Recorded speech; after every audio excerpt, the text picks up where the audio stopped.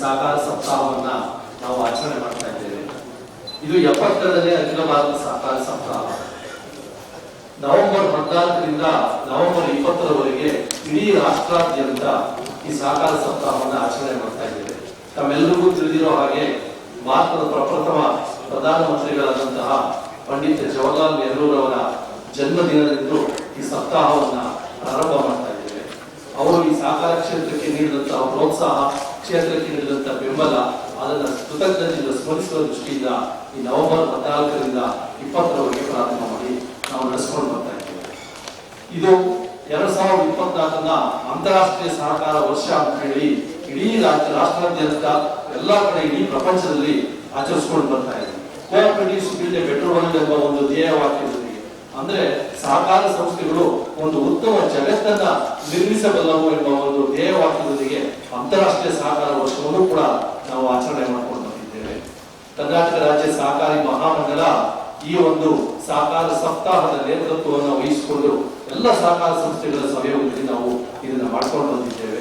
1924ರಲ್ಲಿ ಮೈಸೂರು ಜಿಲ್ಲಾ ಪ್ರಚಾರಕ ಸಹಕಾರ ಸಂಘ ಎಂದು ಮೈಸೂರು ರಾಜ್ಯ ಪ್ರಚಾರಕ ಸಹಕಾರ ಸಂಘ ಎಂಬ ಹೆಸರಿನೊಂದಿಗೆ ಪ್ರಾರಂಭವಾದಂತಹ ಇದು 1987ರಲ್ಲಿ ಕರ್ನಾಟಕ ಸಹಕಾರ ಮುದ್ರಣಾಲಯ, ಕರ್ನಾಟಕ ಸಹಕಾರಿ ಹೋಮ್, ಕರ್ನಾಟಕ ಸಹಕಾರ ಯೂನಿಯನ್ ಹಾಗೂ ಕರ್ನಾಟಕ ಪ್ರಕಾಶನ ಸಂಸ್ಥೆ ಎಂಬ 4 ಸಂಸ್ಥೆಗಳ ವಿಲೀನಗೊಂಡ ನಂತರ ಕರ್ನಾಟಕ ರಾಜ್ಯ ಸಹಕಾರಿ ಮಹಾಮಂಡಲ ಹೆಸರಿನೊಂದಿಗೆ ಇಡೀ ರಾಜ್ಯದಲ್ಲಿ ಈ ಸಹಕಾರ ಶಿಕ್ಷಣ ತರಬೇತಿಯನ್ನ ತನ್ನ 30 ಜಿಲ್ಲಾ ಸಹಕಾರಿ ಯೂನಿಯನ್ಗಳು ಹಾಗೂ 8 ಸಹಕಾರ ತರಬೇತಿ ಕೇಂದ್ರಗಳ ಸಹಯೋಗದೊಂದಿಗೆ ಮಾಡಿಕೊಳ್ತಾ ಬಂದಿದ್ದೇವೆ. ಕಳೆದ 100 ವರ್ಷಗಳು ಅಂದ್ರೆ 1924ರಲ್ಲಿ ಪ್ರಾರಂಭ ಆದಂತ ಇದು 2024ಕ್ಕೆ 100 ವರ್ಷಗಳ ಒಂದು ಸಾರ್ಥಕ ಸೇವೆಯನ್ನ ಮಹಾಮಂಡಲ ನಡೆಸಿಕೊಂಡು 72ನೇ ಅಖಿಲ ಭಾರತ ಸಹಕಾರ ಸಪ್ತಾಹದ ಈ ಪೂರ್ವಭಾವಿ ಸಭೆಗೆ ಆಗಮಿಸಿರ್ತಕ್ಕಂಥ ಎಲ್ಲರಿಗೂ ಕೂಡ ನಾನು ಮತ್ತೊಮ್ಮೆ ಹಾರ್ದಿಕ ಸುಸ್ವಾಗತವನ್ನ ಹಾಯ್ತಾ ಇದ್ದೇನೆ. ಬಂಧುಗಳೇ, ನಿಮ್ಗೆಲ್ಲರೂ ಕೂಡ ಪ್ರತಿ ವರ್ಷ ಆಚರಣೆ ಮಾಡ್ಕೊಂಡು ಬಂದಿದ್ದೀನಿ. ನಾನು 95ನೇ ಇಸ್ವಿಯಲ್ಲಿ ದೇವೇಗೌಡರು ಮುಖ್ಯಮಂತ್ರಿಗಳಿದ್ದಾಗ ನಾನು ಪ್ರಥಮ ಅಧ್ಯಕ್ಷನಾಗಿದ್ದಂಥ ಸಂದರ್ಭದಲ್ಲಿ ಮುಖ್ಯಮಂತ್ರಿಗಳಿಂದನೇ ಈ ಕಾರ್ಯಕ್ರಮವನ್ನು ಸಹಕಾರ ಸಪ್ತಾಹವನ್ನು ಉದ್ಘಾಟನೆ ಮಾಡಬೇಕು ಅಂತೇಳಿ ರಾಮನಗರ ಅಂಕನಹಳ್ಳಿ ಗ್ರಾಮದಲ್ಲಿ ಈ ಸಪ್ತಾಹ ಪ್ರಾರಂಭ ಮಾಡಿದ್ದು. ಅಂದಿನಿಂದ ಇಂದಿನವರೆಗೂ ಕೂಡ ನಿರಂತರವಾಗಿ ನಮ್ಮ ಎಲ್ಲ ಮುಖ್ಯಮಂತ್ರಿಗಳು ಕೂಡ ಈ ಸಹಕಾರ ಸಪ್ತಾಹದ ಕಾರ್ಯಕ್ರಮಗಳಲ್ಲಿ ಭಾಗವಹಿಸಿ ಸರ್ಕಾರ ಮತ್ತು ಸಹಕಾರ ಕ್ಷೇತ್ರಕ್ಕೆ ಯಾವ್ಯಾವ ರೀತಿಯ ಪ್ರೋತ್ಸಾಹವನ್ನು ನೀಡಬೇಕು, ಯಾವ ರೀತಿ ಕಾರ್ಯಕ್ರಮ ನಿರೂಪಣೆ ಮಾಡಬೇಕು, ನಮ್ಮ ಹಿಂದೆ ಏನಾಗಿದೆ ಅದನ್ನು ಯಾವ ರೀತಿ ಸರಿಪಡಿಸಬೇಕು, ಮುಂದೆ ಯಾವ ರೀತಿ ಸಹಕಾರ ಕ್ಷೇತ್ರವನ್ನು ಬೆಳೆಸಬೇಕು ಅಂತಕ್ಕಂಥ ದಿಕ್ಕಿನಲ್ಲಿ ನಾವೆಲ್ಲರನ್ನು ಕೂಡ ಚುನಾಯಿತ ಪ್ರತಿನಿಧಿಗಳನ್ನು ಸೇರಿಸ್ತೆ ಬರೀ ಸಹಕಾರಿಗಳೇ ಮಾಡ್ಕೊಂಡು ಹೋಗೋದ್ರಿಂದ ನಮಗೆ ಸರ್ಕಾರದ ಬೆಂಬಲ ಸಿಗಲ್ಲ ಅಂತೇಳಿ ಈ ರೀತಿಯ ಕಾರ್ಯಕ್ರಮವನ್ನು ಪ್ರಾರಂಭ ಮಾಡಿದ್ದು. ಅಂದಿನಿಂದ ಇಂದಿನವರೆಗೂ ಕೂಡ ಎಸ್.ಎಂ. ಕೃಷ್ಣ ಅವರಿದ್ದಾಗ ವಿಶ್ವನಾಥಗೆ ಯಶಸ್ವಿನಿ ಯೋಜನೆ ಅದು ಪ್ರಾರಂಭ ಮಾಡಿದ್ದಿರ್ಬೋದು, ಬೇರೆ ಬೇರೆ ಹೊಸ ಹಾಲಿನ ಉತ್ಪಾದನೆಗೆ ಪ್ರೋತ್ಸಾಹ ಜಾಸ್ತಿ ಕೊಡ್ತಕ್ಕಂಥದ್ದು ಇರ್ಬೋದು, ಹಾಲಿನ ಬಳಕೆಗೆ ಹೆಚ್ಚು ಹಾಸ್ಟೆಲ್ಗಳಲ್ಲಿ ಹಾಲಿನ ಸಪ್ಲೈ ಮಾಡ್ತಕ್ಕಂಥದ್ದು ಇರ್ಬೋದು, ಇವೆಲ್ಲಕ್ಕೂ ಕೂಡ ಸರ್ಕಾರ ಪ್ರೋತ್ಸಾಹ ನೀಡ್ಕೊಂಡು ಬಂದಿರೋದಕ್ಕೆ ಕಾರಣ ಈ ರೀತಿ ನಾವೆಲ್ಲರೂ ಕೂಡ ಒಟ್ಟಾಗಿ ಹೋಗ್ತಾ ಇರೋದ್ರಿಂದ ಈ ಸಹಕಾರ ಕ್ಷೇತ್ರವನ್ನು ಉಳಿಸಿ ಬೆಳೆಸಲಿಕ್ಕೆ ಸಾಧ್ಯ ಆಗಿದೆ. ನಮಗೆಲ್ಲರೂ ಕೂಡ ಗೊತ್ತಿದೆ, ಈ ಭಾರತ ದೇಶದ ಪ್ರಪ್ರಥಮ ಪ್ರಧಾನಮಂತ್ರಿಗಳಾಗಿದ್ದ ಪಂಡಿತ್ ಜವಾಹರ್ಲಾಲ್ ನೆಹರೂರವರು ಪಂಚವಾರ್ಷಿಕ ಯೋಜನೆಯಲ್ಲಿ ಸಹಕಾರ ಕ್ಷೇತ್ರಕ್ಕೆ ಅವ್ರು ಏನು ಆಹಾರ ಉತ್ಪಾದನೆ ಇರ್ಬೋದು, ಗೊಬ್ಬರ ಉತ್ಪಾದನೆ ಇರ್ಬೋದು, ಕೈಗಾರಿಕೆ ಇರ್ಬೋದು, ದೇಶದ ಸರ್ವತೋಮುಖ ಅಭಿವೃದ್ಧಿಗೆ ಸಹಕಾರ ಕ್ಷೇತ್ರನೇ ಆರ್ಥಿಕ ಹೆಬ್ಬಾಗಿಲು ಅಂತೇಳಿ ಜವಾಹರ್ಲಾಲ್ ನೆಹರೂರವರು ಒಂದು ಗುರಿಯನ್ನು ಇಟ್ಕೊಂಡು ಹೆಚ್ಚು ಒತ್ತನ್ನು ಕೊಟ್ಟಂಥವ್ರು. ಅದರಿಂದನೇ ನವೆಂಬರ್ 14 ಅವರ ಹುಟ್ಟಿದ ದಿನಾಂಕದಂದೇ ನಾವೆಲ್ಲರೂ ಕೂಡ ಈ ಸಹಕಾರ ಸಪ್ತಾಹವನ್ನು 7 ದಿನಗಳ ಕಾಲ ನಾವು ಆಚರಣೆಯನ್ನು ಮಾಡ್ತೇವೆ. ಮಕ್ಕಳ ಬಗ್ಗೆ ಅಷ್ಟೇ ಪ್ರೀತಿಯಿಂದ ಮಕ್ಕಳ ದಿನಾಚರಣೆ ಕೂಡ ನವೆಂಬರ್ 14ಕ್ಕೆ ಪ್ರಾರಂಭ ಆಗುತ್ತೆ.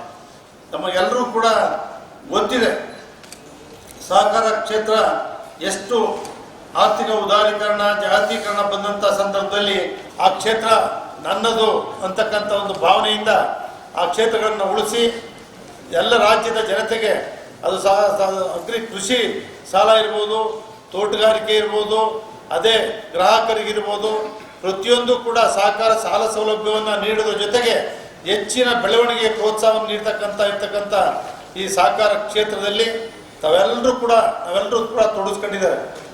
ಅಪಾರವಾದಂಥ ಏಳು ಬೀಳುಗಳು ಕೂಡ ನಡೆದಿದ್ದಾವೆ. ಸರ್ಕಾರದಲ್ಲಿ ಕಳೆದ ಬಾರಿ ತಿದ್ದುಪಡಿಗಳು ಮಾಡ್ತಕ್ಕಂಥ ಸಂದರ್ಭದಲ್ಲೂ ಕೂಡ ನಮ್ಮ ಸಹಕಾರಿಗಳಿಗೆ ಕೆಲವು ವಿಚಾರಗಳ ಬಗ್ಗೆ ಸರ್ಕಾರಕ್ಕೆ ಮನದಟ್ಟು ಮಾಡ್ತಕ್ಕಂಥ ಕೆಲಸವನ್ನು ಕೂಡ ಮಾಡಬೇಕು ಅಂತೇಳಿ ನಮ್ಮ ಲಕ್ಷ್ಮಣ ಸವದಿಯವರ ನೇತೃತ್ವದಲ್ಲಿ ಒಂದು ಸಮಿತಿಯೂ ಕೂಡ ಆಗಿತ್ತು. ಅದರಲ್ಲಿ ಷಡಾಕ್ಷರಿಯವರು ನಾವೆಲ್ಲರೂ ಕೂಡ ರಾಜೇಂದ್ರ ಕುಮಾರ್ ಅವರು ಭಾಳಷ್ಟು ಜನರು ಹಿರಿಯ ಸೀನಿಯರ್ ಅವರು ಕೂಡ ಕೊಟ್ಟಿದ್ವಿ. ಆದರೂ ಕೂಡ ಇವತ್ತೇನಾಗಿದೆ, ನಾವೆಲ್ಲರೂ ಕೂಡ ಈ ಸಹಕಾರ ಕ್ಷೇತ್ರವನ್ನು ನಮ್ಮ ಹಿರಿಯರು ಪ್ರಾಮಾಣಿಕತೆಯಿಂದ ನಂಬಿಕೆಯಿಂದ ಈ ಕ್ಷೇತ್ರಕ್ಕೆ ದುಡಿದ ತಮ್ಮನ್ನು ತಾವು ಅರ್ಪಿಸ್ಕೊಂಡಿರೋದ್ರಿಂದನೇ ಈ ಕ್ಷೇತ್ರ ಇವತ್ತು ಉಳಿದು ಬಂದು ನಾವೆಲ್ಲರೂ ಕೂಡ ಆಡಳಿತವನ್ನು ನಡೆಸ್ತಕ್ಕಂಥದ್ದಕ್ಕೆ ಅವಕಾಶವನ್ನು ಮಾಡಿಕೊಟ್ಟಿದ್ದಾರೆ. 50,000 ಒಂದೇ ಡ್ರೆಸ್ ಆಗ್ತಕ್ಕಂಥದ್ದು, ನಮ್ಮ ಸಹಕಾರಿಗಳ ಡ್ರೆಸ್ ಆಗ್ತಕ್ಕಂಥದ್ದು ಸಹಕಾರ ಕ್ಷೇತ್ರಕ್ಕೆ ಹೆಚ್ಚು ಒತ್ತಡ ಕೊಟ್ಟು ಬಂದಿದ್ದಾರೆ. ನಮ್ಮ ಎಸ್ ಟಿ ಸೋಮಶೇಖರ್ ಅವರಂತೂ ನಿಮಗೆ ಗೊತ್ತು. ಇವರೆಲ್ಲರೂ ಕೂಡ ಎಸ್ ಟಿ ಸೋಮಶೇಖರ್ ಅವರು ಸಹಕಾರ ರತ್ನ ಪ್ರಶಸ್ತಿಯನ್ನು ಭಾಳ ಜನರ ಅಭಿಪ್ರಾಯ ಏನು ಅಂದರೆ, ಹಿಂದೆ 5 ಜನ ಕೊಡ್ತಾ ಇದ್ವಿ, ಆಮೇಲೆ 5+1 6 ಮಾತ್ರ ಕೊಡ್ತಾ ಇದ್ವಿ. ಸೋಮಶೇಖರ್ ಅವ್ರ ಕಾಲದಲ್ಲಿ ಅದನ್ನು ಹೆಚ್ಚು ಮಾಡಿದ್ರು. ರಾಜಣ್ಣವ್ರು ಬಂದಾಗ ಎಲ್ಲರೂ ಮನವಿ ಮಾಡಿದ್ರು, ಬೇಡ ಸರ್ ಕಡಿಮೆ ಮಾಡಿ, ಎಲ್ಲ ಇಷ್ಟೊಂದು ಪ್ರಶಸ್ತಿಗಳು ಕೊಡೋದು ಬೇಡ ಅಂತ ಮನವಿನೂ ಕೂಡ ಅಪೀಲು ಕೂಡ ಅವತ್ತು ಬಂದಿತ್ತು. ಆದರೂ ಕೂಡ ರಾಜಣ್ಣವರು ಕೂಡ ಹೆಚ್ಚು ಸಹಕಾರ ರತ್ನ ಪ್ರಶಸ್ತಿಯನ್ನು ಕೊಟ್ಟಿದ್ದಾರೆ. ಇವತ್ತು ಸಹಕಾರ ಸಪ್ತಾಹದ ಸಂದರ್ಭದಲ್ಲಿ ಯಾವ ರೀತಿ ಸಹಕಾರ ಸಪ್ತಾಹ ನಡೀಬೇಕು ಅಂತಕ್ಕಂಥದ್ದು, ಮತ್ತು ಸಹಕಾರ ಕ್ಷೇತ್ರದಲ್ಲಿ ಇನ್ನೇನಾದರೂ ಮುಖ್ಯಮಂತ್ರಿಗಳೇ ಸಹಕಾರ ಸಚಿವರಿರೋದ್ರಿಂದ ತಮ್ಮ ಸಲಹೆಯನ್ನು ಒಂದು ವಿಷಯದ ಬಗ್ಗೆ ಯಾರು ಒಬ್ಬೊಬ್ಬರು ಸಲಹೆಗಳನ್ನು ಕೊಟ್ಟು ಅವ್ರಿಗೆ ಮನದಟ್ಟು ಮಾಡ್ತಕ್ಕಂಥ ಕೆಲಸನೂ ಕೂಡ ನಾವೆಲ್ಲರೂ ಕೂಡ ಮಾಡೋಣ. ನಾವೆಲ್ಲರೂ ಕೂಡ ಆಚರಣೆ ಮಾಡ್ತಕ್ಕಂಥ ಸಂದರ್ಭದಲ್ಲಿ ಯಾವುದೇ ಜಿಲ್ಲೆಯಲ್ಲಿ ಆಚರಣೆ ಮಾಡಲಿ, 50 ವಿಧವಾದಂಥ ಸಹಕಾರ ಸಂಸ್ಥೆಗಳು ಇರ್ತಕ್ಕಂಥದ್ದು. ನಮ್ಮದು 50 ರೀತಿಯ ವಿವಿಧ ಸಹಕಾರ ಸಂಸ್ಥೆಗಳಿದ್ದಾವೆ. ಕೆಲವು ಲಾಭದಾಯಕವಾಗಿದ್ದಾವೆ, ಕೆಲವು ನಷ್ಟವಾಗಿದ್ದಾವೆ. ಏನೇ ಇರಲಿ, ನಾವೆಲ್ಲರೂ ಕೂಡ ಒಟ್ಟಾಗಿ ಸೇರಿ ಮಾಡ್ತಕ್ಕಂಥ ಈ ಒಂದು ಸಹಕಾರಿ ಹಬ್ಬ. ನಾವೆಲ್ಲರೂ ಕೂಡ ಈ ಸಹಕಾರಿ ಹಬ್ಬ ಅಂತ ಹೇಳಿದ್ರೆ ಸಹಕಾರ ಸಂಘಗಳಲ್ಲಿ ಜಿಲ್ಲಾ ಮಟ್ಟದಲ್ಲಿ ಜಿಲ್ಲಾ ಬ್ಯಾಂಕು, ಯೂನಿಯನ್ಗಳು, ಡೈರಿ, DCC ಬ್ಯಾಂಕ್ಗಳು, ಎಲ್ಲ ಬೇರೆ ಬೇರೆ ಅರ್ಬನ್ ಬ್ಯಾಂಕ್ಸ್ಗಳು ಎಲ್ಲರೂ ಕೂಡ ಸೇರಿ ನಮ್ಮ ಸಂಸ್ಥೆಗಳಲ್ಲಿ ಆ ಒಂದು 7 ದಿನಗಳ ಕಾಲ ಸಹಕಾರಿ ಧ್ವಜವನ್ನು ಹಾರಿಸ್ತಕ್ಕಂಥದ್ದನ್ನು ಮಾಡಬೇಕು. ನಮಗೆಲ್ಲರೂ ಕೂಡ ಗೊತ್ತಿದೆ, ನಮ್ಮಲ್ಲಿ ಗ್ರಾಮ ಪಂಚಾಯತಿ ಮೆಂಬರ್ ಯಾರಾದರೂ ಆದರೆ ಅವ್ನ ಕಾರಿಂದ ಒಂದು ಬೋರ್ಡ್ ಇರುತ್ತೆ, ಗ್ರಾಮ ಪಂಚಾಯತಿ ಸದಸ್ಯರು ಅಂತೇಳಿ. ನಮ್ಮಲ್ಲಿ ಎಲ್ಲ ಸಹಕಾರಿಗಳು ಭಾಳಷ್ಟು ಜನ ಇದ್ದಾರೆ. ಯಾರು ಕೂಡ ನಾನು ಸಹಕಾರಿ ಅಂತ ಹೇಳ್ಕೊಳ್ಳಿಕ್ಕೇನೆ ಹಿಂಜರಿಕೆ. ಗೊತ್ತಿಲ್ಲ, ಸಹಕಾರಿಗಳು ಇಷ್ಟೊಂದು ಜನಕ್ಕೆ ನಾವೆಲ್ಲರೂ ಕೂಡ ಒಬ್ಬ ಶಾಸಕರು ಮಾಡ್ಲಿಕ್ಕೆ ಆಗೋದಿಲ್ಲ. ಎಲ್ಲ ಸಾಲ ಸೌಲಭ್ಯ ನೀಡಲಿಕ್ಕೆ 5 ಜನಕ್ಕೂ 10 ಜನಕ್ಕೂ ಕೊಡ್ತೀವಿ, ನಾವೆಲ್ಲ ಇಲ್ಲಿದ್ದೀವಿ. ಆದರೆ ನೀವು ಸಹಕಾರ ಸಂಘ ನಿಮ್ಮ ವ್ಯಾಪ್ತಿಯಲ್ಲಿ ಬರ್ತಕ್ಕಂಥ ಹೆಚ್ಚು ಜನರಿಗೆ ಸಾಲ ಸೌಲಭ್ಯ ಕೊಡ್ತಕ್ಕಂಥ ವ್ಯವಸ್ಥೆಯನ್ನು ಮಾಡಿ ಅವ್ರಿಗೆ ಪ್ರೋತ್ಸಾಹ ನೀಡ್ತಕ್ಕಂಥದ್ದನ್ನು ಕೂಡ ಮಾಡ್ತಕ್ಕಂಥ ಸಹಕಾರಿಗಳು, ನಾನು ಮಾಡ್ತಾ ಇರ್ತಕ್ಕಂಥ ಸಹಕಾರ ಸಂಘದಲ್ಲಿ ಇಷ್ಟು ಜನರಿಗೆ ಸೇವೆ ಸಲ್ಲಿಸ್ತಾ ಇದ್ದೇನೆ ಅಂತಕ್ಕಂಥ ಮನಸ್ಥಿತಿ ನಮಗೆ ಇಲ್ಲ. ಆದರೆ ಆ ರೀತಿ ನಾವೆಲ್ಲರೂ ಕೂಡ ನಮ್ಮ ಸಹಕಾರ ಸಂಘಗಳಲ್ಲಿ ಒಂದು ಸಹಕಾರಿ ಫ್ಲ್ಯಾಗನ್ನು, ನಮ್ಮ ಧ್ವಜವನ್ನು 7 ದಿನಗಳ ಕಾಲ ಹಾರಿಸಬೇಕು. ಜಿಲ್ಲಾ ಮಟ್ಟದಲ್ಲಿ ರಾಜ್ಯದಂತ ಎಲ್ಲ 30-31 ಜಿಲ್ಲೆಗಳಲ್ಲೂ ಕೂಡ ಸಹಕಾರಿ ಸಪ್ತಾಹ ನಡೆಯುತ್ತೆ. ಆದರೆ ರಾಜ್ಯ ಮಟ್ಟದಲ್ಲಿ ರಾಜ್ಯ ಸಹಕಾರ ಮಹಾಮಂಡಲದ ನೇತೃತ್ವದಲ್ಲಿ, ಅಪೆಕ್ಸ್ ಬ್ಯಾಂಕ್ನ ನೇತೃತ್ವದಲ್ಲಿ, KMF ನೇತೃತ್ವದಲ್ಲಿ, ಅದೇ ನಮ್ಮ ಮಾರ್ಕೆಟಿಂಗ್ ಫೆಡರೇಷನ್ ನೇತೃತ್ವದಲ್ಲಿ, KOF ನೇತೃತ್ವದಲ್ಲಿ, ಈ ರೀತಿ ಅವರವರ ನೇತೃತ್ವದಲ್ಲಿ 7 ದಿನಗಳ ಕಾಲ ಈ ಕಾರ್ಯಕ್ರಮ ನಾವೇನು ಮಾಡ್ತಾ ಇದ್ದೇವೆ ಅದನ್ನು ಇವತ್ತು ತೀರ್ಮಾನ ಮಾಡಿ ಎಲ್ಲೆಲ್ಲಿ ಆಚರಣೆ ಮಾಡ್ತೇವೆ ಅನ್ನೋದನ್ನ ನಾವು ತೀರ್ಮಾನಕ್ಕೆ ಬಂದು ಮುಖ್ಯಮಂತ್ರಿಗಳಿಗೆ ಹೇಳಿದ್ರೆ ಅದನ್ನು ಒಪ್ತಾರೆ ಅಂತಕ್ಕಂಥ ವಿಚಾರವನ್ನ ಈ ಸಂದರ್ಭದಲ್ಲಿ ತಮಗೆ ಹೇಳ್ತಾ ಇದ್ದೇನೆ. ತಾವೆಲ್ಲರೂ ಕೂಡ ದಯವಿಟ್ಟು ತಾವು ಮಾಡ್ತಕ್ಕಂಥ ಆಸಕ್ತಿ ಉಳ್ಳಂಥವ್ರು ಅತ್ಯಂತ ಉತ್ಸಾಹಕ್ಕೆ ನಾವು ಮಾಡ್ತೀವಿ ಅಂತಕ್ಕಂಥದ್ದನ್ನ ಹೇಳಿ ಲಿಖಿತದಲ್ಲಿ ತಾವು ಒಂದು ಗುರುತಾಗಿಸಿದ್ರೆ ಅವ್ರು ಬಂದ ಮೇಲೆ ನಾವು ಘೋಷಣೆ ಮಾಡ್ತೇವೆ ಅಂತಕ್ಕಂಥ ವಿಚಾರವನ್ನ ಈ ಸಂದರ್ಭದಲ್ಲಿ ಹೇಳಿ ಬಯಸ್ತಾ ಇದ್ದೇನೆ. ಅವರು ಒಂದನ್ನ ಹೇಳಿದ್ದಾರೆ, 14ನೇ ತಾರೀಕು ಬೆಂಗಳೂರಿನಲ್ಲಿ ಮಾಡಿ ನಮ್ಮ ಚಿಲ್ಡ್ರನ್ಸ್ ಡೇ ಮಕ್ಕಳ ದಿನಾಚರಣೆ ಇದೆ ಅಂತ ಹೇಳಿರೋದ್ರಿಂದ ಮಹಾಮಂಡಲದ ನೇತೃತ್ವದಲ್ಲಿ ನಮ್ಮ ಸೋಮಶೇಖರ್ ವಸತಿ ಮಹಾಮಂಡಲ ಇರ್ಬೋದು, ನಮ್ಮ ಬೇರೆ ಬೇರೆ ಎಲ್ಲರೂ ಮೈಸೂರು ಬೆಂಗಳೂರು ನಗರ ಜಿಲ್ಲೆಯಲ್ಲಿ ಬರ್ತಕ್ಕಂಥ ಎಲ್ಲ ಸಹಕಾರಿಗಳು ಕೂಡ ಸೇರಿ ಬೆಂಗಳೂರಿನಲ್ಲಿ 14ನೇ ತಾರೀಕು ಅದನ್ನು ಮಾಡೋಣ ಅಂತೇಳಿ ಹೇಳಿದ್ದಾರೆ ಮುಖ್ಯಮಂತ್ರಿಗಳು. ಇನ್ನು ಉಳಿದ ದಿನಗಳ ಬಗ್ಗೆ ನಮ್ಮ ವ್ಯವಸ್ಥಾಪಕರನ್ನು ಹೇಳ್ತಾ ಇದ್ರು, ಯಾರು ಮಾತಾಡಿದ್ದಾರೆ ಅಂತೇಳಿ ಅದನ್ನು ತಿಳಿಸ್ಲಿಕ್ಕೆ ಬಯಸ್ತೀನಿ. ಸಹಕಾರಿ ರತ್ನ ಕೊಡ್ತಕ್ಕಂಥದ್ದು ಒಂದು ಈ ಯಥಾರ್ಥದ್ದು ಕೊಟ್ಟಿರೋದು ಬೇಕಾಗಿಲ್ಲ.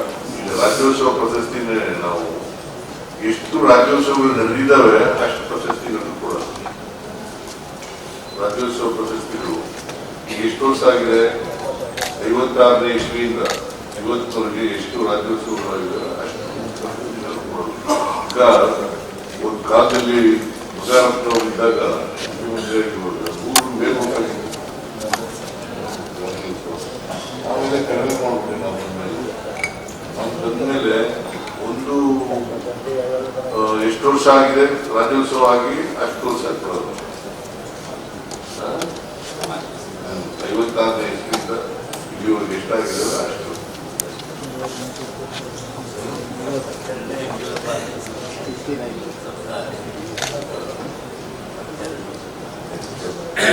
ಮಾಡೋದು ಚೆನ್ನಾಗಿ ಕಾಣಲ್ಲ ನನ್ನ ಪ್ರಕಾರ. ಇಲ್ಲೇ ಬಂದು ಕೊಡೋದು ಒಳ್ಳೆಯದು. There will be no sanctity. That is my personal opinion. ನೀವೆಲ್ಲ ಮೆಜಾರಿಟಿ ಏನು ಒಪಿನಿಯನ್ ತಗೊಂಡಿದ್ರೆ ಅದ್ರ ಮೇಲೆ ಮಾಡೋದು. ಬಟ್ ಮೈ ಪರ್ಸನಲ್ ಒಪಿನಿಯನ್ ಒಂದು ಜಿಲ್ಲೆಗೆ ಒಂದು. ಬೆಂಗಳೂರು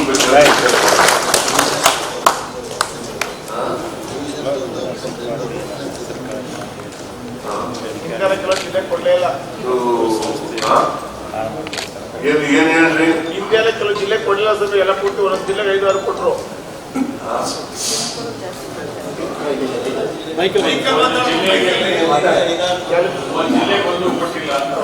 ಹಳೇದ ಆಗೋಯ್ತಲ್ರಿ.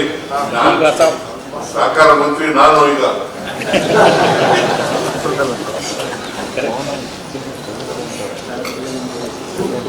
ಹಳೇದಾಗೋದ್ರಿಂದ ಬಿಟ್ಬಿಡಿ. ಈಗ ಇವತ್ತಿಂದ ಹೊಸ ಶುರು ಮಾಡೋಣ. ಏನ್ ಹೇಳ್ರಪ್ಪ ಕೇಳಪ್ಪ. ಇಲ್ಲಿ ಈಗ ನಮ್ಮ ಷಡಕ್ಷರಿ ಅವರು ಏನ್ ಹೇಳಿದ್ದಾರೆ ಅಂತಂದ್ರೆ ಒಂದು ಜಿಲ್ಲೆ ಒಂದು ಕೊಡೋಣ ಅಂತ, ಒಂದು ಡಿವಿಷನ್ ಒಂದು ಕೊಡೋಣ ಅಂತ, ಮತ್ತೆ ಬೆಂಗಳೂರಿಗೆ ಒಂದು ಕೊಡೋಣ ಅಂತ. ಅಂದ್ರೆ ಎಷ್ಟು ಜಿಲ್ಲೆಗಳಿದ್ದಾವೆ ಅಷ್ಟು +5. ಪ್ರವಾಸೋದ್ಯಮ ಸಚಿವರಾಗಿದ್ದಾರೆ. ಇವತ್ತು ಕೂಡ ಅವರು ಅರ್ಬನ್ ಮಹಾಮಂಡಲದ ನಮ್ಮ ಅರ್ಬನ್ ಫೆಡರೇಷನ್ ಅಧ್ಯಕ್ಷರು ಕೂಡ ಆಗಿರ್ತಕ್ಕಂಥ ಸನ್ಮಾನ್ಯ HK ಪಾಟೀಲ್ರು ಕೂಡ ಇವತ್ತು ಆಗಮಿಸಿದ್ದಾರೆ. ಅವರು ಕೂಡ ತಮ್ಮೆಲ್ಲರ ಮೂಲಕ ಅಭಿನಂದನೆಯನ್ನು ನಾನು ಸಲ್ಲಿಸ್ತೇನೆ. ರಾಜಣ್ಣವರು ಈಗಲೂ ಕೂಡ ಸಹಕಾರ ಸಚಿವರಾಗಿ ಬಹಳಷ್ಟು ಕೆಲಸವನ್ನು ಮಾಡಿ ಇವತ್ತು ಸಭೆಗೆ ಬಂದಿರತಕ್ಕಂಥದ್ದು ಶೋಭೆ ತಂದಿದೆ. ಅವರು ಕೂಡ ಈ ಸಂದರ್ಭದಲ್ಲಿ ಇವತ್ತು ಸಹಕಾರಿಗಳು ಅವರು ಶುದ್ಧ ಹೇಳಿದ್ರು, ಮಂತ್ರಿ ಇಲ್ಲದೆ ಇದ್ರು ಪರವಾಗಿಲ್ಲ, ನಾನು ಸಹಕಾರಿಯಾಗಿ ಮಾತ್ರ ಇರ್ತೀನಿ ಅಂತ ಹೇಳಿ. ಹಂಗೆ ಸಹಕಾರಿಯಾಗಿ ಯಾವತ್ತೂ ಕೂಡ ಇದ್ದಾರೆ. ಜಿಲ್ಲಾ ಬ್ಯಾಂಕಿಗೆ ಅಧ್ಯಕ್ಷ ಕೂಡ ಆಯ್ಕೆಯಾಗಿದ್ದಾರೆ. ಅವರು ಕೂಡ ಮತ್ತೊಮ್ಮೆ ಸ್ವಾಗತವನ್ನು ಬಯಸ್ತೇನೆ. ಈಗಾಗಲೇ ನಮ್ಮ ST ಸೋಮಶೇಖರ್ ಅವರು ಕೂಡ ಸಹಕಾರಿ ಸಚಿವರು ಷಡಕ್ಷರಿ ಅವರು, ಅದೇ ರಾಜೇಂದ್ರ ಕುಮಾರ್ ಅವರು, ನಮ್ಮ ಮಂತ್ರಿಗಳಾದಂಥ ಶಿವಾನಂದ ಪಾಟೀಲ್ ಅವರು, ಮಂಜುನಾಥ್ ಗೌಡರು, ಅಜಯ್ ನಾಯ್ಕ ಅವರು, ನಾಡಗೌಡರು, ನಮ್ಮ ರಾಜಶೇಖರ್ ರಾಘವೇಂದ್ರ ಇಟ್ನಾಳ್ ಅವರು ಎಲ್ಲರೂ ಕೂಡ ಆಗಮಿಸಿದ್ದಾರೆ. ಅವರೆಲ್ಲರೂ ಕೂಡ ಒಬ್ಬ ಅಧ್ಯಕ್ಷರಾಗಿ ಮತ್ತೊಮ್ಮೆ ನಾನು ಸ್ವಾಗತವನ್ನು ಬಯಸ್ತಾ, ಮುಖ್ಯಮಂತ್ರಿಗಳೇ ಸಚಿವರಾಗಿ ಸಹಕಾರ ಸಚಿವ ಖಾತೆ ಹೊಂದಿರ್ತಕ್ಕಂಥ ಸಂದರ್ಭದಲ್ಲಿ ನಮ್ಮ ರಾಜ್ಯ ಮಟ್ಟದ 7 ದಿನಗಳ ಸಹಕಾರ ಒಂದು ಸಪ್ತಾಹ ಕೂಡ ಯಶಸ್ವಿಯಾಗಿ ನಡೆಯುತ್ತೆ. ನಾವೆಲ್ಲರೂ ಕೂಡ ಬಂದಿದ್ದೀರಿ, ಆಸಕ್ತಿಯಿಂದ ಬಂದಿದ್ದೀರಿ. ಯಶಸ್ವಿಯಾಗಿ ನಾವೆಲ್ಲರೂ ಕೂಡ ಸೇರಿ ನಡೆಸೋಣ. ಸಹಕಾರ ಧ್ವಜವನ್ನ ಸಹಕಾರ ಸಂಘಗಳಲ್ಲಿ, ಸಹಕಾರ ಸಂಸ್ಥೆಗಳಲ್ಲಿ, ಸಹಕಾರ ಬ್ಯಾಂಕ್ಗಳಲ್ಲಿ ನಾವೆಲ್ಲರೂ ಕೂಡ 7 ದಿನಗಳ ಕಾಲ ಸಹಕಾರ ಧ್ವಜವನ್ನು ಹಾರಿಸುವ ಮೂಲಕ ಸಹಕಾರ ಸಪ್ತಾಹವನ್ನು ಯಶಸ್ವಿ ಮಾಡೋಣ. ಅದೇ ರೀತಿ ಈ ಸಂದರ್ಭದಲ್ಲಿ ಹಿಂದೆ ಆಗಿರ್ತಕ್ಕಂಥದ್ದು ಮುಂದೆ ಯೋಜನೆಗಳನ್ನು ರೂಪಿಸ್ತಕ್ಕಂಥದ್ದಕ್ಕೆ ವಿಚಾರ ವಿನಿಮಯವನ್ನು ಮಾಡಿ ಸರ್ಕಾರಕ್ಕೆ ತಾವೆಲ್ಲರೂ ಕೂಡ ಅದನ್ನು ಕಳಿಸ್ಕೊಟ್ಟು ಸಹಕಾರ ಕ್ಷೇತ್ರಕ್ಕೆ ಭದ್ರ ಬುನಾದಿಯನ್ನು ಹಾಕ್ತಕ್ಕಂಥದ್ದಕ್ಕೆ ನಾವು ಮುಖ್ಯಮಂತ್ರಿಗಳಿಗೆ ಸಹಕಾರ ಇಲಾಖೆಗೆ ತಾನು ಕೂಡ ಕಳಿಸ್ಕೊಡ್ಬೇಕು ಅಂತೇಳಿ ಸಹಕಾರ ಇಲಾಖೆ ಕಾರ್ಯದರ್ಶಿಗಳು, ರಿಜಿಸ್ಟ್ರಾರ್ ಅವರು, ಎಲ್ಲ ಸಿಬ್ಬಂದಿ ವರ್ಗದವರು ಕೂಡ ಮತ್ತೊಮ್ಮೆ ಅಭಿನಂದನೆ ಸಲ್ಲಿಸಿ ನಮ್ಮ ಮಾತು ಮುಗಿಸ್ತೇನೆ. ಸಹಕಾರಿ ಇಲಾಖೆಯಲ್ಲಿ ಮತ್ತೆ ರಾಜ್ಯದ ಎಲ್ಲ ಸಹಕಾರಿಗಳ ಒಂದು ಒಕ್ಕೂಟ ಅಂತ ಹೇಳಿ ಕರಿತೀವೋ ಅಥವಾ ಎಲ್ಲರ ಒಂದು ಸಹಕಾರದಿಂದ ನಾವು ಪ್ರತಿ ವರ್ಷನೂ ಕೂಡ ಸಹಕಾರಿ ಸಪ್ತಾಹವನ್ನ ಏನು NCUನಿಂದ ಏನೆಲ್ಲ ಬಂದಿರುತ್ತೆ ಒಂದು ವಾರ ಯಾವ ಯಾವ ದಿವಸ ಯಾವ ಯಾವ ವಿಷಯದ ಬಗ್ಗೆ ಆಚರಣೆ ಮಾಡಬೇಕು ಅಂತಕ್ಕಂಥದ್ದು ಈಗಾಗಲೇ ಸೂಚನೆಗಳು ಬಂದಿದೆ NCUನಿಂದ.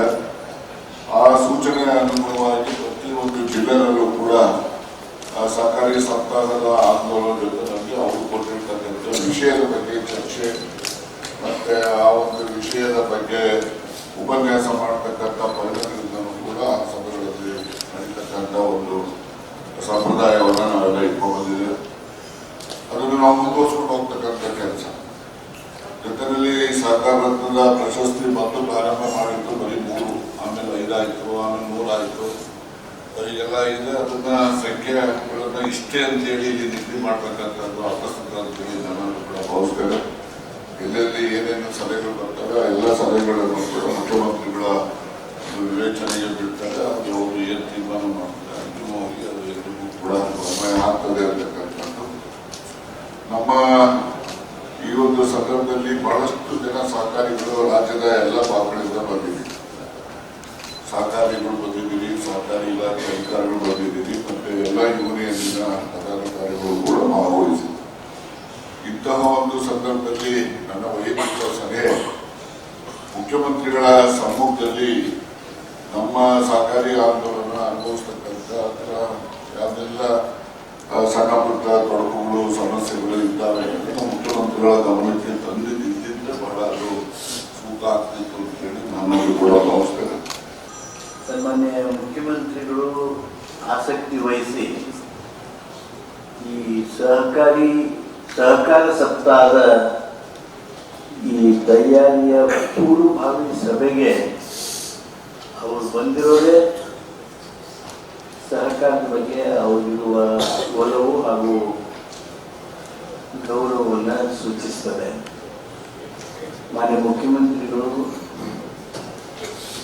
ಇವತ್ತು ಸಹಕಾರ ಇಲಾಖೆಯನ್ನ ಕೊಟ್ಟಿದ್ದಾರೆ. ಈ ಸಹಕಾರ ಇಲಾಖೆ ಅವರ ತಾಪಾದಲ್ಲಿ ಇರುವಂಥ ಈ ಸಂದರ್ಭದಲ್ಲಿ ಅಖಿಲ ಭಾರತ ಸಹಕಾರಿ ಸಪ್ತಾಹ ನಡೆಯುವ ಆ ಒಂದು ವಾರದ ಅವಧಿಯೊಳಗೆ ನಮ್ಮ ರಾಜ್ಯದೊಳಗೆ ವಿಶೇಷವಾಗಿರ್ತಕ್ಕಂಥ ಕಾರ್ಯಕ್ರಮ ಆಗಬೇಕು ಹಾಗೂ ಸಹಕಾರ ಕ್ಷೇತ್ರವನ್ನು ಬಲಗೊಳಿಸೋದ್ರ ಸಲುವಾಗಿ, ಇದನ್ನು ಗಟ್ಟಿಗೊಳಿಸೋದ್ರ ಸಲುವಾಗಿ, ಶಿಸ್ತುಗೊಳಿಸೋದ್ರ ಸಲುವಾಗಿ ವಿಶೇಷ ಸರ್ಕಾರದ ನಿರ್ಣಯಗಳು ಆಗಬೇಕಾಗಿರ್ತಕ್ಕಂಥದ್ದು ಅತ್ಯಂತ ಅವಶ್ಯ ಆಗಿದೆ ಅಂತ ನಾನು ಭಾವಿಸಿದ್ದೇನೆ. ಸಹಕಾರ ವಿಶ್ವವಿದ್ಯಾಲಯ ಆಗಲಿ, ಸಹಕಾರ ತತ್ವದಲ್ಲಿ ನಡೀತಕ್ಕಂಥ ಹಲವಾರು ಸಂಸ್ಥೆಗಳು ಯಾವ್ಯಾವುದೋ ಕಾರಣದಿಂದ ಅಶಕ್ತಗೊಂಡಿರುವಂಥದ್ದು ಯಾವುವು ಮತ್ತೆ ಸಬಲರಾಗೋದಕ್ಕೆ ಸಾಧ್ಯ ಇದೆಯೋ ಅಂಥ ಸಂಸ್ಥೆಗಳನ್ನು ಪುನರ್ಜೀವನಗೊಳಿಸೋದಕ್ಕೆ ಮಾನ್ಯ ಮುಖ್ಯಮಂತ್ರಿಗಳ ವಿಶೇಷ ಗಮನದ ಅವಶ್ಯಕತೆ ಇದೆ ಅಂತೇಳಿ ನಾನು ಹೇಳೋದಕ್ಕೆ ಬಯಸ್ತೇನೆ. ಸಹಕಾರ ಕ್ಷೇತ್ರಕ್ಕೆ ಸರ್ಕಾರದಿಂದ, ಕೇಂದ್ರ ಸರ್ಕಾರ ಇರ್ಬೋದು, ರಾಜ್ಯ ಸರ್ಕಾರ ಇರ್ಬೋದು, ಕಳೆದ 40 ವರ್ಷಗಳಿಂದ ಸತತವಾಗಿ ಅನ್ಯಾಯ ಆಗ್ತಾ ಬಂದಿದೆ. ಸರ್, ತಾವು ಅರ್ಥ ಸಚಿವರಾಗಿ ದಾಖಲೆ ಬಜೆಟ್ಗಳನ್ನು ಮಂಡನೆ ಮಾಡಿದ್ದೇವೆ. ಹಾಗೆ ಸಹಕಾರ ಕ್ಷೇತ್ರದ ಹಣ ಸಹಕಾರ ಕ್ಷೇತ್ರ ಬಿಟ್ಟು ಹೋಯಿತು ಅಂದರೆ ನಮ್ಮ ಅರ್ಬನ್ ಬ್ಯಾಂಕ್ಗಳ ವ್ಯವಸ್ಥೆಯೊಳಗೆ ರಿಸರ್ವ್ ಬ್ಯಾಂಕಿಂದ ಒಂದು ನಿರ್ಣಯ ಮಾಡಿಸಿದ್ರು. ಕೇಂದ್ರ ಸರ್ಕಾರ ಅದಕ್ಕೆ ಒಪ್ಪಿಗೆ ಕೊಟ್ಟು ಏನು ಮಾಡಿಬಿಟ್ರು ಅಂದರೆ SLR scheduled state statutory liquidity ratio ಅಂದರೆ 25%. ನಮ್ಮ ಡಿಪಾಸಿಟ್ನ 25%, ಬ್ಯಾಂಕ್ಗಳ ಡಿಪಾಸಿಟ್ನ 25%. ನಾವು DCC ಬ್ಯಾಂಕ್ನವ್ರಿಗೆ ಇರಬೇಕು, ಅರ್ಬನ್ ಬ್ಯಾಂಕ್ಗಳು. ಇಲ್ಲದೆ ಇದ್ರೆ ಅಪೆಕ್ಸ್ ಬ್ಯಾಂಕ್ನವ್ರಿಗೆ ಇರಬೇಕು. ಅಂದರೆ ಅವರ cooperative sector fund should remain in cooperative sector only ಅಂತೇಳಿ DCC ಬ್ಯಾಂಕ್ ಅಥವಾ ಅಪೆಕ್ಸ್ ಬ್ಯಾಂಕ್ ಅಂತ ಇರಲೇಬೇಕು ಅಂತೇಳಿ ಕರಾರಿತ್ತು. ಅಲ್ಲಿ ಇಟ್ಟರೆ ಮಾತ್ರ ಅದು ಸ್ಟ್ಯಾಚ್ಯುಟರಿ ಲಿಕ್ವಿಡಿಟಿ ರೇಷಿಯೋ ಅಂತೇಳಿ ಕನ್ಸಿಡರ್ ಆಗ್ತದೆ. ಒಂದೇ ದಿನ ಏನ್ ನಿರ್ಣಯ ಮಾಡಿಬಿಟ್ರು ಅಂದ್ರೆ ಸ್ಟೇಟ್ ಇದು ಸ್ಟ್ಯಾಚ್ಯುಟರಿ ಲಿಕ್ವಿಡಿಟಿ ರೇಷಿಯೋ ನೀವು ಗವರ್ಮೆಂಟ್ ಸೆಕ್ಯೂರಿಟೀಸ್ ಒಳಗೆ ತೊಡಗಿಸ್ಬೇಕು. By that decision of a Reserve Bank,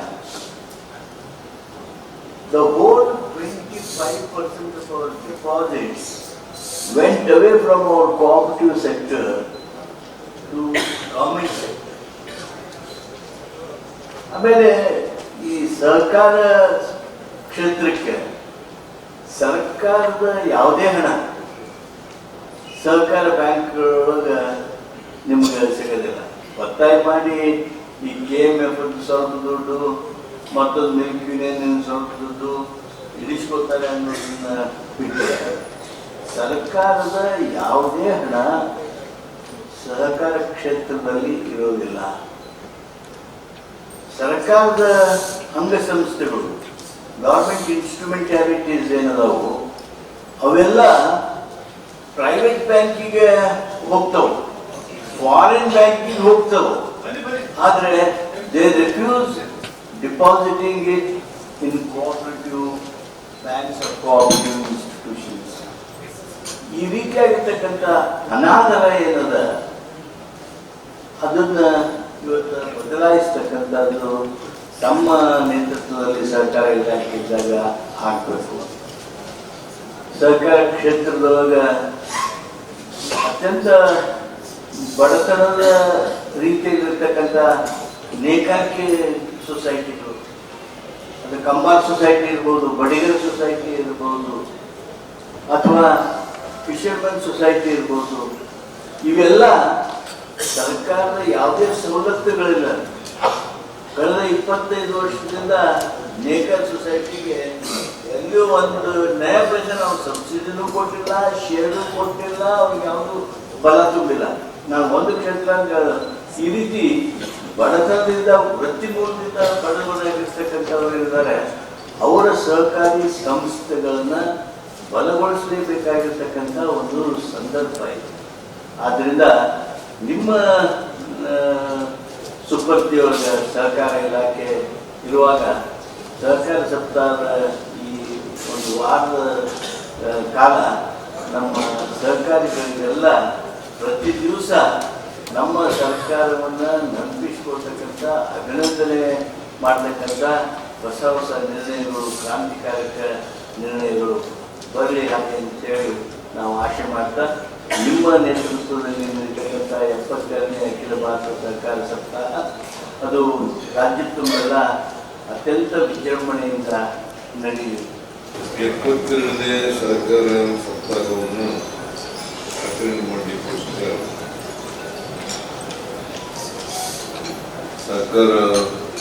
ಸರ್ಕಾರಿ ಒಕ್ಕೂಟ ಈ ಬೇಸಿಕ್ಸ್ ತಿಳಿಸಿದ ಮರ್ತಬಾರ್ದಲ್ಲ. ಫೆಡರೇಷನ್ ಬಹಳ ಮುಖ್ಯ. ಡಿ ದೇವೇಗೌಡರು ಬಹಳ ದೀರ್ಘಕಾಲದಿಂದ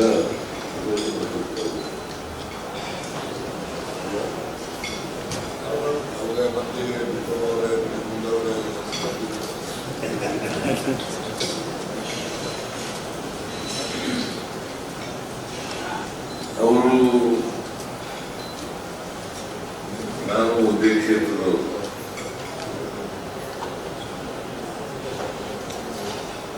ಅವರು ಸಹಕಾರಿ ಕ್ಷೇತ್ರದಲ್ಲಿ ಮೊದಲಿಂದ ಇದ್ದಾರೆ. ನಾನು ಇವರಿಗೆ ಬಿಟ್ಟುಬಿಟ್ಟಿದ್ದೆ, ಡಿ ದೇವೇಗೌಡನಿಗೆ, ಕೃಷ್ಣ ಬೈರೇಗೌಡನಿಗೆ, ಕೃಷ್ಣ ಮಾದೇವೇಗೌಡನಿಗೆ, ಅಂದರೆ ಬಸವೇಗೌಡ,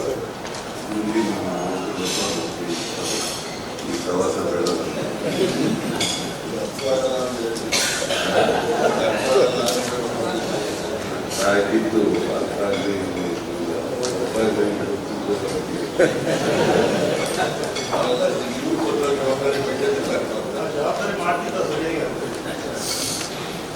ಜವಾಬ್ದಾರಿ ಅವ್ರಿಗೆ ವಹಿಸ್ಬಿಟ್ಟಿದ್ದೆ. ನಾನು ಆ ಕಡೆ ಅಷ್ಟೊಂದು ತಲೆ ಆಗ್ತಿರ್ಲಿಲ್ಲ. ಯಾಕೆ ಆಗ್ತಿರ್ಲಿಲ್ಲ ಅಂತಂದ್ರೆ ಒಂದ್ಸರಿ PLD ಬ್ಯಾಂಕ್ ಎಲೆಕ್ಷನ್ ನಡೀತು.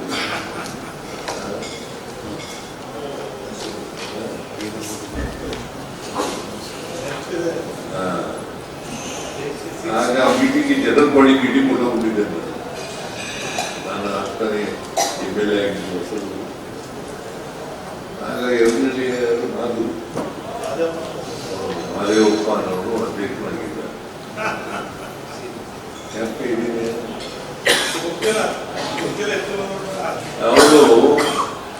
ಅವರು ವಿರುದ್ಧವಾಗಿ ಜನರಲ್ ಬಾಡಿನಲ್ಲಿ ನಿರ್ಣಯ ಆಗಬೇಕು. ಅವನೇನು ಮಾಡಿದ ಗೊತ್ತಾ, ಪುಸ್ತಕ ಇತ್ತಲ್ಲ ರೆಸಲ್ಯೂಷನ್, ಆ ಪುಸ್ತಕ ಹಾಕಿಟ್ಟು ಮೋಟರ್ ಪ್ರಕ್ರಿಯೆ ಅವತ್ತಿಂದ ತೀರ್ಮಾನ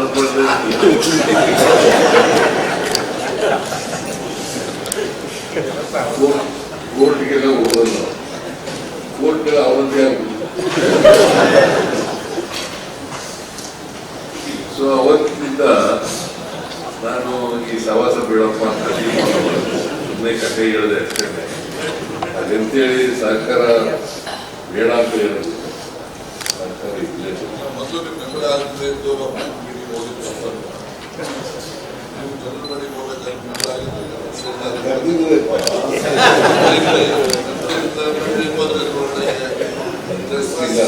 ಹೇಳಿದ್ದೀನಿ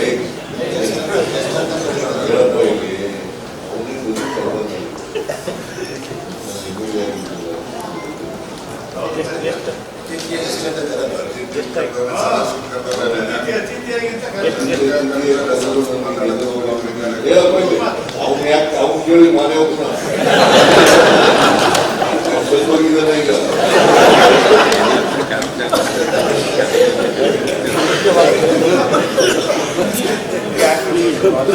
ನನಗೆ ಕರೆದ MLA ಆಗಿದ್ದಲ್ಲ, ಹೊಸದಾಗಿ MLA ಆಗಿದ್ದೆ.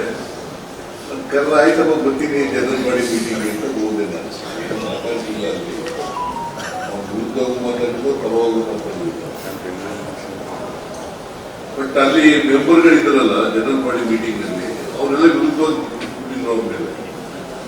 ಸೊ ಅವತ್ತು ಪುಸ್ತಕ ತಗೊಂಡು ಹೊರಟ್ಬಿಟ್ಟು ಅವನು ಇಷ್ಟ ಬರ್ಕೊಂಡ ರೆಸಲ್ಯೂಷನ್ ಮಾಡುವಾಗ ಇಷ್ಟ ಬರ್ಕೊಂಡ ಕೋರ್ಟ್ ಹೋಗೋಣ, ಕೋರ್ಟ್ ಕೂಡ ತೊಂದರೆ ಆಗುತ್ತೆ. ಅವತ್ತಿಂದ ಬಿಟ್ಟಾಗುತ್ತೆ. ಅದಕ್ಕೆ ಡಿ ದೇವರು ಕೂಡ, ಕೃಷ್ಣದೇವರು ಕೂಡ ಸ್ವಲ್ಪ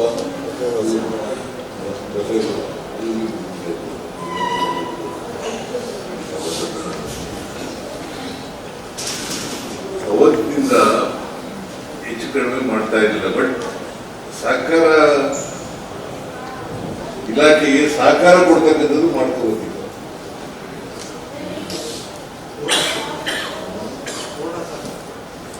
ಏನ್ ತೀರ್ಮಾನ ಮಾಡಿದ್ರು ಅದಕ್ಕೆ ಎಸ್ ಅಂತ ಬರ್ತಿದೆ.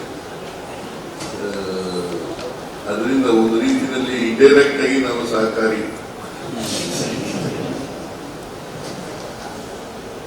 GT ದೇವೇಗೌಡರು ಹೇಳಿದಾಗೆ ನಾನು ಸಹಕಾರ ಇಲಾಖೆಯಲ್ಲಿ ಈಗ ನಾನು 2ನೇ ಬಾರಿ ಮಂತ್ರಿ ಆದಾಗ ಅನ್ವೆಸ್ಟ್ಮೆಂಟ್ ಮಿನಿಸ್ಟರ್ ಆಗಿದೆ. ಕಾಂಪಿಟೇಷನ್ ಅನ್ವೆಸ್ಟ್ಮೆಂಟ್ ಮಿನಿಸ್ಟರ್ 40 ವರ್ಷಗಳಿದ್ದೆ. 84ರಲ್ಲಿ ನಾನು ಮಂತ್ರಿ ಆದ. ಆಮೇಲೆ 2ನೇ ಸಾರಿ ಅನ್ವೆಸ್ಟ್ಮೆಂಟ್ ಈ ಡೈರಿಗಳು ಬೇರೆ, ಯೂನಿಯನ್ಗಳು ಬೇರೆ.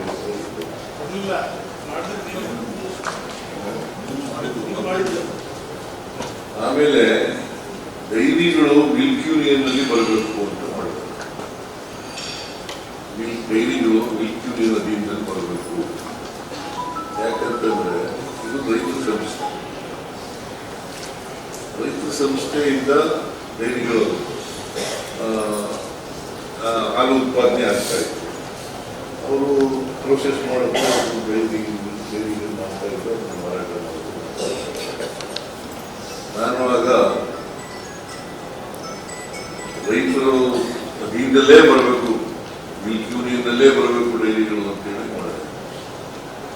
ಅವತ್ತಿನಿಂದ ಇಲ್ಲಿವರೆಗೆ ನಿರಂತರವಾಗಿ ಮಾಡಿಸ್ಕೊಳ್ತಾರೆ.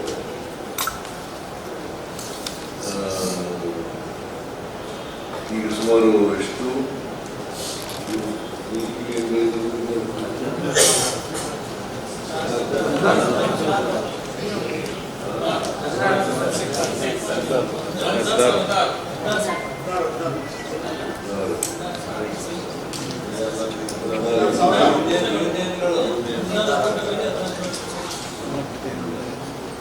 ಹದಿನಾರು ಬಹಳ ಎಮ್ಮರವಾಗಿ ಬೆಳೆದುಬಿಟ್ಟಿದೆ. ಇದು ಸುಮಾರು 1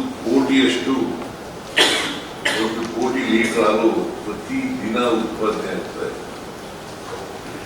ಒಟ್ಟ ಸರ್ಕಾರಿ ಇಲಾಖೆಯಲ್ಲಿ ಬಹಳ ದೊಡ್ಡದಾಗಿ ಬೆಳೆದಿರ್ತಕ್ಕಂಥ ವಿಭಾಗ ಅಂತಂದ್ರೆ ಹಾಲು ಉತ್ಪಾದನೆ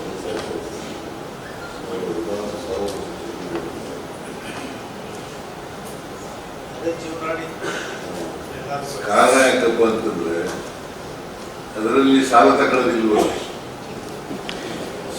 ಆಮೇಲೆ ರಾಜಣ್ಣವರು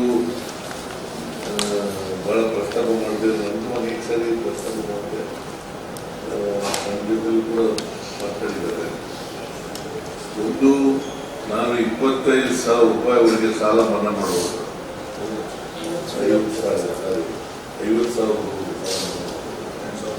ರಾಜನ ಜೊತೆ ಚರ್ಚೆ ಮಾಡಿದ್ರು. ಅದೇ ನನಗೆ MLA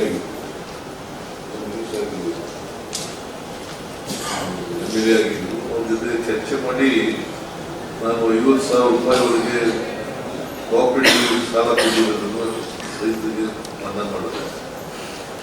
ಅದು ದುಡ್ಡು ನಾನು ಆಮೇಲೆ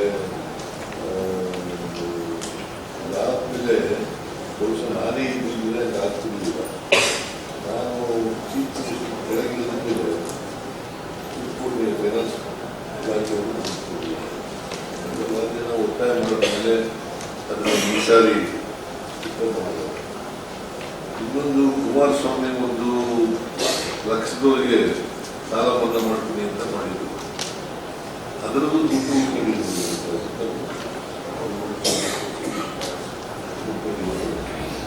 ಅದನ್ನು ಪರಿಶೀಲನೆ ಮಾಡ್ತೇನೆ.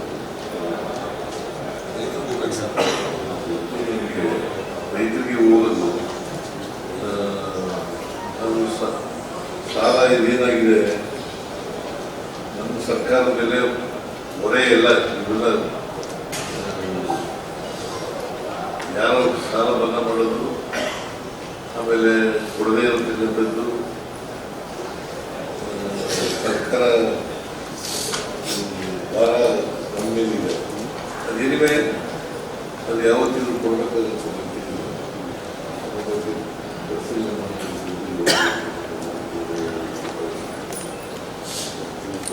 ಇದು ಯಾರು ಇದು ಮಾಡಿದ್ದು? ಆತ್ಮನಿರ್ಭರ ಭಾರತ ಸಾಧನೆಗೆ ವಾಹಕಗಳಾಗಿ ಸರ್ಕಾರ ಸಂಸ್ಥೆಗಳು ಎಂಬುದಾಗಿ ಘೋಷಿಸಲಾಗಿದೆ.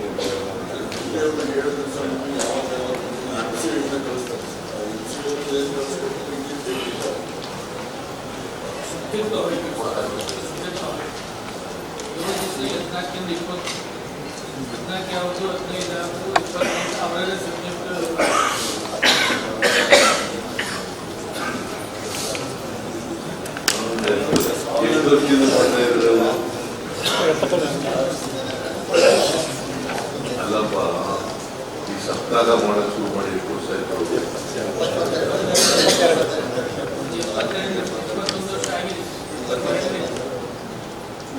ಅವರಿಗೆ ಘೋಷವಾಕ್ಯ ಮಾಡಿರೋದವ್ರೇನ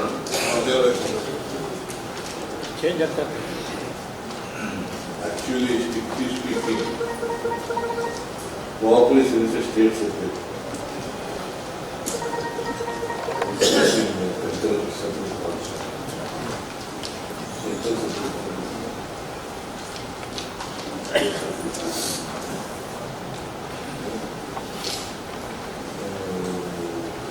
ನಾವು ಮಾಡಬೇಕು ಘೋಷವಾಗಿ.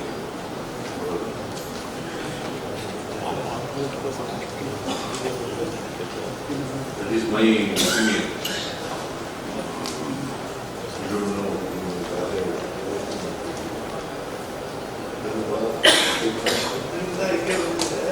ಗುಜರಾತ್ ಅಧ್ಯಕ್ಷರು ಈಗ HUI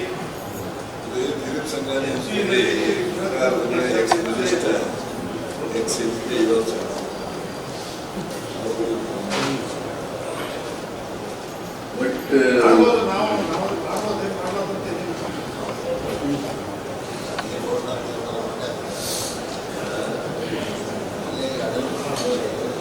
ನನ್ನ ಪ್ರಕಾರ ಘೋಷವಾಕ್ಯ ಮಾಡತಕ್ಕಂಥದ್ದು ನಾವು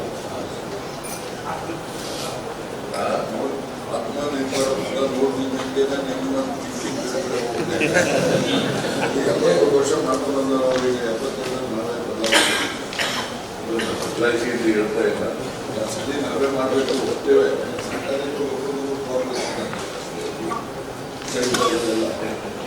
ಕೋಆಪರೇಷನ್ ಇದೆ ಅಂತ ಹೇಳಿ ಅದೆಲ್ಲ ಮಾಡಕ್ಕೆ ಒಳ್ಳೆಯದು ಮಾತ್ರ ಕೋಆಪರೇಷನ್.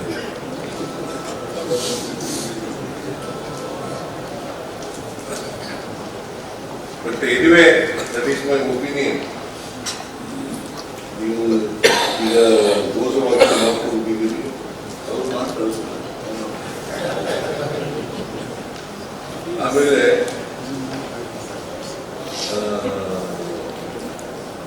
ಕೇಂದ್ರಕ್ಕೆ ಪತ್ರ ಬರೀಬೇಕು ಅಂತ ಹೇಳ್ತಾರೆ.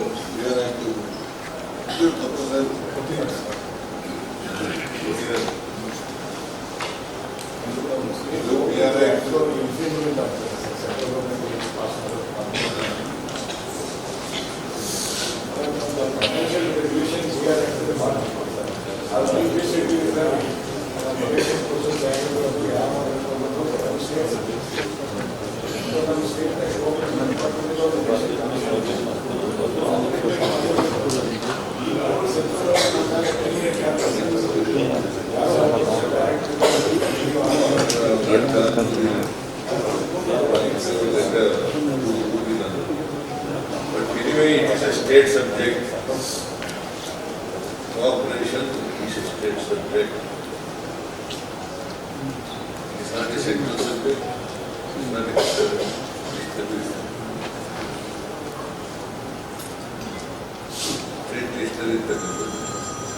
there are 3 central, state,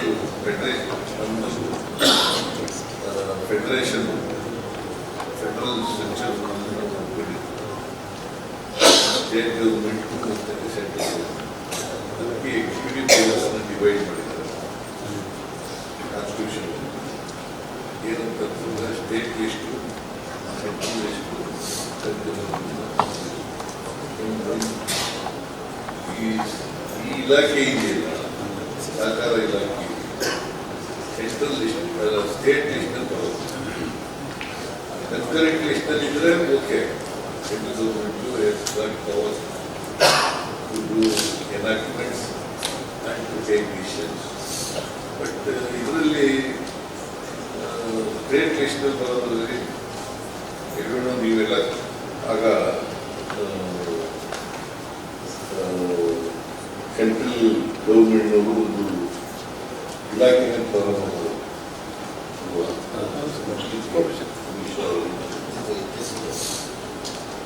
ನಾವೆಲ್ಲ ಸ್ಟ್ರಾಂಗ್ ಆಗಿ ಪ್ರೊಟೆಸ್ಟ್ ಮಾಡಬೇಕಾಗಿತ್ತು ಅಂತ ಅಂದ್ಕೊಂಡಿದ್ದೀವಿ. ನಾವು all cooperatives, cooperators in the state strong ಆಗಿ ಪ್ರೊಟೆಸ್ಟ್ ಮಾಡಬೇಕು.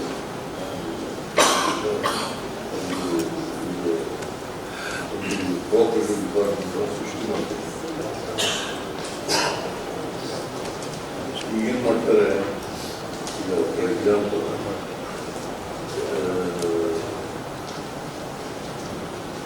ಇದು APMC ಅಮೆಂಡ್ಮೆಂಟ್ ಮಾಡೋದ್ರಲ್ಲ, ನಾವು ಇನ್ನೊಂದು ರಿಅಮೆಂಡ್ಮೆಂಟ್ ಮಾಡೋದು. ಅವ್ರಿಗೆ ಅಧಿಕಾರ ಇಲ್ಲ ಅಮೆಂಡ್ಮೆಂಟ್ ಮಾಡಿ ಅಂತ ಕಳಿಸಲಿಕ್ಕೆ. ಅದಕ್ಕೆ ನಾವು ಅಮೆಂಡ್ಮೆಂಟ್ ಮಾಡಿ ಅದು Karnataka is the best state amendment ಮಾಡಿ ಮೂಲ ವ್ಯವಸ್ಥೆಗೆ ತರ್ತಕ್ಕಂಥ ಪ್ರಯತ್ನ ಮಾಡಿಕೊಂಡು ಅವರು ಈಗ ರೆವಿನ್ಯೂ ಕಡಿಮೆ ಆಗ್ಬಿಟ್ಟಿತ್ತು, ಬಹಳ ಕಡಿಮೆ ಆಗ್ಬಿಟ್ಟಿತ್ತು. ಈಗ 500 ಕೋಟಿ ಎಷ್ಟು, 560 ಕೋಟಿ ಎಷ್ಟು ಆಗ್ತಾ ಇದೆ, ಇನ್ನೂ ಜಾಸ್ತಿ ಆಗುತ್ತೆ. ಬಟ್ ಎನಿವೆ ನಾನು ಯಾಕೆ ಇದನ್ನು ಪ್ರಸ್ತಾಪ ಮಾಡಿದೆ ಅಂತಂದ್ರೆ, cooperation it is in the state list ಅಂತ ನಿಮಗೆಲ್ಲ ಗೊತ್ತಿರಲಿ ಅನ್ನೋ ಕಾರಣಕ್ಕೋಸ್ಕರ ಗೊತ್ತಿರ್ಬೇಕು. ಆದರೂ ಗೊತ್ತಿದ್ರು ಕೆಲವರು ಮಾತಾಡಲ್ಲ. ಈಗ ಯಾಕಂದ್ರೆ ನನ್ನ ಪ್ರಕಾರ Atmanirbhar Bharat cooperative as vehicles ಅಂತ ಇದೆಯಲ್ಲ, ಹೇಳಿ ನಿಮ್ಮೆಲ್ಲರಿಗೂ ಧನ್ಯವಾದಗಳನ್ನು ಹೇಳಿ ನಾನು ಮಾತು ಮುಗಿಸ್ತೇನೆ.